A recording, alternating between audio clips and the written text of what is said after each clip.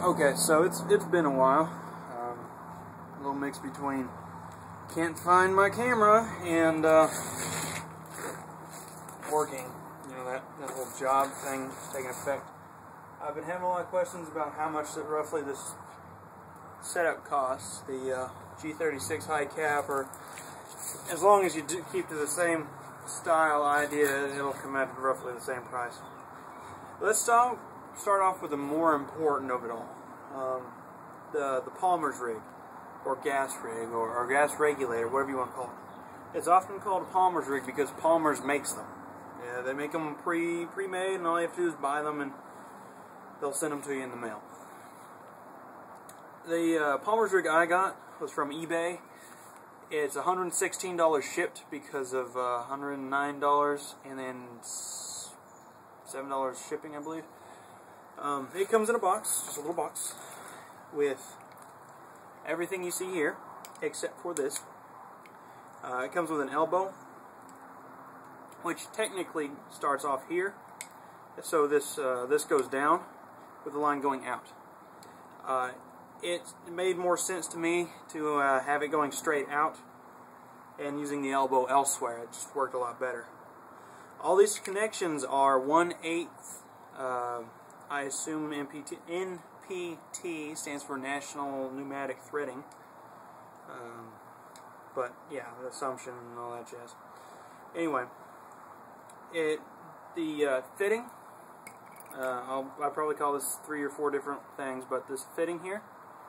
Hopefully you can see all this, because if you can't, I'll be pissed off for spending all this time doing this. It's, as I said, 1/8, which is the hole, roughly a 1/8 size hole. It comes inside of a paintball adapter. It goes to the threading that the paintball guys use. So all you have to do is take some channel locks to the paintball side and either a deep well socket to this or just a wrench and twist it off. It's pretty much glued in there, so you'll have to break it free. You know, the standard breaking glue techniques work, but since this is made out of steel and the other side is made out of steel or aluminum or some higher end alloy, and you don't even care about the other end, so you can just thrash it all you want. It'll work out pretty well. Anyway, I put the elbow on this, which will go into the back of the magazine. To me, that's how I went about doing it. Anyway, the very, very, very important gauge here came from McMaster Car online. I ordered it with a few other pieces. It's the only important thing. You can order them off of eBay, which would be simpler because it's more straightforward and people that can understand eBay. 0 to 200 gauge is what you want. PSI, that is, 0 to 200 PSI. You want that because you don't want to go anywhere close to 300 PSI. You don't want to go up to 200 in most cases either. I run mine at 100 to 120 PSI because that's how it works. It works fine at that range, and I don't care. With my studies on propane at 80 degrees, I was seeing 150 PSI, I think. I can't really remember. It was a while ago. I simply took this gauge, stuck it in this magazine, and charged it until it stopped charging, and it was reading at that.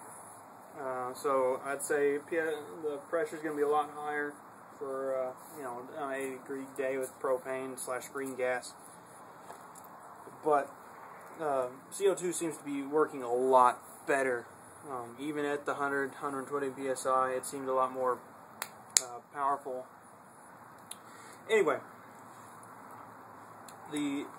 as I said earlier, it just comes as you see it, minus this, plus this, and an adapter. You can keep it with the elbow in it, but because I used the larger tank, it didn't quite fit over. Yeah. I use CO2 because I have CO2 from paintballing, and being given a few CO2 canisters. Fuck it, I don't care. This is a 24 ounce. You can get these things for, I think at most about $30 from a local sports shop. The local place charges $3 or $4 to charge this entire thing. which is fair in my opinion. It's like $1 for a 9 ounce, and then it goes up to I think 4 or 5. I really can't remember. It's been a while. For CO2. High pressure air is a different monster entirely. I don't use the stuff because it's more expensive and I don't have any need for it. The volume of gas being delivered through the system isn't high enough for me to worry about, so I don't care. That being said, I don't know the price on that stuff. I already said that anyway. So just on the price of CO2, about $30 max for a big tank. You can go smaller and be just as good. I once did tests and I could shoot a lot out of the 9 ounce and be good. So the 24 ounce would be even better. Remember, size matters on this. The bigger it is, the more shots you'll get off. But you'll also have to figure out where you're going to be putting this on your kit, as well as how you're going to run your line. I was thinking across, in the back with this run under my right side, that kind of thing. Since I'm a righty, it works out well. Anyway, so now that we have, get off me, Flea. We've got the gas rig talked about, the CO2 tank power source talked about, as well as high pressure air. That also works, but it's out of my hands. Let's move on to basic modification. Let's get this thing apart. You have yourself your gas magazine. You've seen all my videos probably, because you're watching this one. You're probably wondering all about that, but you've already seen all my previous videos. The takedown on this. 3 separate pieces to create one single chamber. I know I've bitched about that a lot, and I've kind of gotten over it. And then, of course, the shell, the bottom, and the where the BBs go, because that's a little cartridge. What I did was simply pull out the little BB feeding cartridge, taped it together so it stayed together, and threw it in my airsoft box. After that, I cut a big window on the back to put the fittings. I would recommend going lower on the middle chamber. Damn it, listen to me. The middle piece, because that would put the fitting going down away from my hand instead of directly back into my hand. I would say, fatter hands. They're not necessarily bigger, they're just fatter. So it would cause more issues with me than some of you younger, smaller people. But having it going down just makes more sense anyway, going down. I don't know if I'm in shot or not. Like I said, I hope it goes well. Anyway, all these modifications require a basic knowledge of how to do it yourself. Basic use of tools such as regular wrenches, socket wrenches, screwdrivers, pliers, cordless drills or corded drills, doesn't really matter. Them being powered by somebody other than yourself makes it a lot better. These will be for drilling holes as well as cutting away bits, which is why I also recommend a Dremel tool. Dremel tools cut through stuff like this real easily.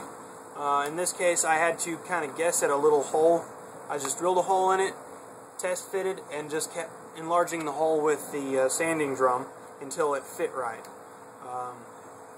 As far as the shell of the magazine, the shell of the gas magazine, that's all that really needed modifying. The side here that allows the tube to pass through. It is on the left side of the magazine. Left side of the magazine. Left side. Peg side for every single magazine, G36 magazine that I've ever handled. The peg side, left side, whatever. Because if you wanted to fold your stock, you can fold your stock if there's nothing on your right side. If there's a magazine over here on your right side, your stock will not fold. With the magazine on the left side, you still have full capability to fold up your stock and go Rambo with one arming it. So, left side, very important. Keep in mind, left side. Did I get that point across? I've heard I have issues with driving the point home. So, left side. It is on the left side. So, the corresponding hole needs to be on the right side of the AEG magazine. As you can see, I've carved a big, huge gap here. Again, simply cutting it open to test the size. You know, it just needs to be within the same area going down. I have here, as I said before, just thin pieces of plastic, millimeter thin pieces of plastic, just super glued on there. Again, I will have a piece here after I put this thing back together, which will probably be several months from now. I'm kind of jumping around because I forget to cover certain things, so back to the gas magazine. The copper tube. You have no filler here, so the copper tube simply goes up in there.